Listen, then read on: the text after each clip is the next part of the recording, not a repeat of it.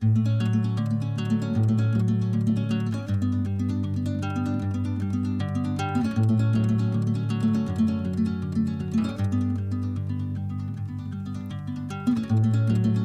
came into my own in silence. I am lucky not to know how it is to lose everything. And though the time that we shared was somewhat trying, I think there's more to things than what our eyes can see.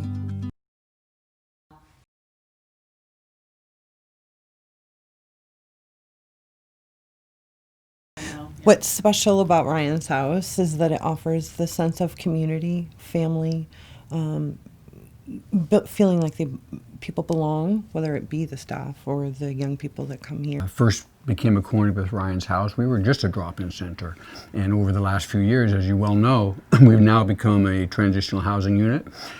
We still have drop-in centers for younger kids, but our primary mission is now with the older folks. For our housing program, they're 18 to 24 years old, and at that point in their life, you know, that's when we say they've become an adult and they're supposed to be ready for life. And that's not the case for most people that age. A lot of times parents can't afford to maintain with an adult child, and they've just kind of lost their place. I grew up on San Juan Island for the first 5 years of my life. My mother is a bartender. She's done that her whole career, adult career. My father's a fisherman, so he's been gone a lot in my life. So he's be gone for months at a time, a lot of the time. And grew up there. We moved to Whidbey Island when I was about 5 years old, I think, and then I went to school here and pretty much lived on Whidbey my whole life. I started really messing up when I was 15. My dog actually had died at the time, and then I went through my first relationship, broke my heart, whatever. And then I got really hard into drugs. There were some aspects to the home I wasn't happy with. Alcohol was one of them. I felt pressured every now and then around alcohol, and I really wanted to get away from it. Here, and I definitely answer a lot to, hey, well, you know, they're 18, 19, 20-year-olds, they're adults. Why should we support a program for adults? And I say, well, come spend a little bit of time with some of these young people, because their birth certificate or their age may say they're adults. A lot of them haven't been given the same opportunity that some young adults are able to do and function. Some do fine when they get out there on their own. But the reality is the society we live in today, most young adults can't go out and be able to pay rent on their own or be able to afford to make it. And then the ones that we're encountering here do not have the same experiences. First, you have to be secure. First, you have to know you have a roof over your head. Where are you going to put your head at night?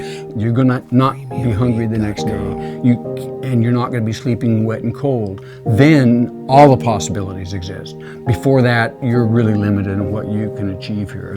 So those physical parameters play in, but more importantly, you need to be surrounded, I think, in this life by the certainty that you're loved and that someone is going to accept you no matter who you are, what your background is, what your challenges are. Someone's going to love you just because you are.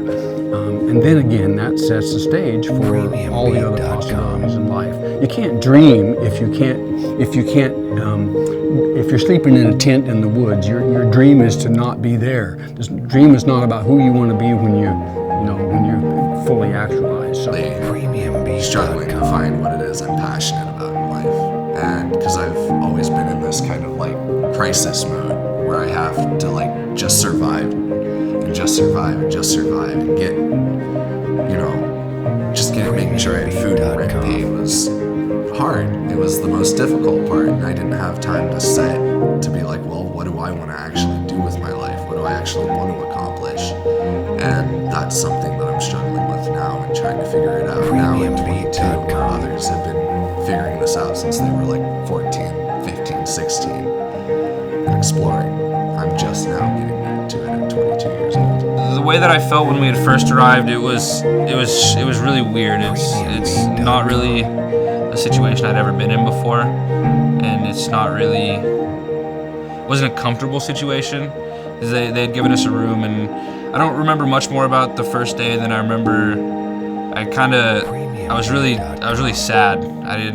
Wasn't comfortable. I didn't like the situation we were in. I just knew that I had to figure a way out of it. And in all honesty, I actually cried myself to sleep that first night because it was just so uncomfortable and strange. But the days following, got to know the people and the staff, and it became a more comfortable environment. Without knowing me very well, and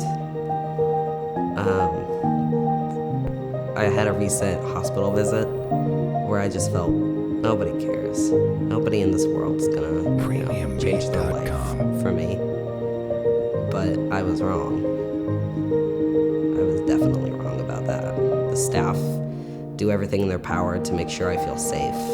They try to make sure I'm involved, and that's something I just never had before. Ryan's house was the only place that I found that, I didn't have any money, I didn't have any prospects of anywhere else to go, and I heard about basically just like a place where they give you food, they give you shelter, like a shelter, but like with so much more, like so many other things too.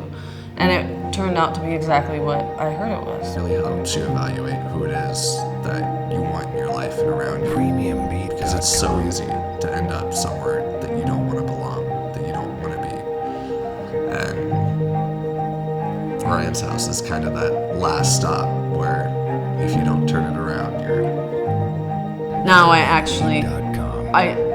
not questioning my future. I'm not questioning like, oh, am I gonna be a drug addict forever? Am I gonna die from an overdose, or none of those crazy things? Like, I actually see a life. If Ryan's house didn't exist on Whidbey Island, there would be much more grief, especially amongst those who are most vulnerable. And that's all I can say for sure.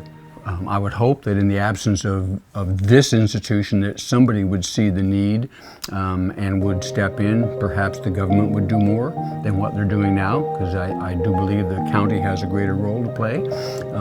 We need to help them see the value of that and what the true cost is of not responding to these kind of problems. But all I know for sure is there would be a great deal of grief. There'd probably be a few headlines of people who didn't survive. It's a short-term solution as a stepping stone. And it has a huge impact on this island too. A lot of people I know that sometimes they don't have food, sometimes they're just in bad situations, and they've helped a lot of people that I know kind of use it as a stepping stone. When they leave here, that cycle of homelessness stops here. It doesn't continue over and over again. So we're hopefully building the skills that they need here at Ryan's house, and by the time that they exit out of the program, they have all of the skills that they need moving on into their future. And then when they leave here, that doesn't mean they've exited a program. We continue to have the relationships. They still can come here, they still can call. We involve them in our Christmas parties and those kind of things afterwards. If they still need some kind of case management, we're going to offer those services to them. I think that that's very different than almost any other program I've heard of.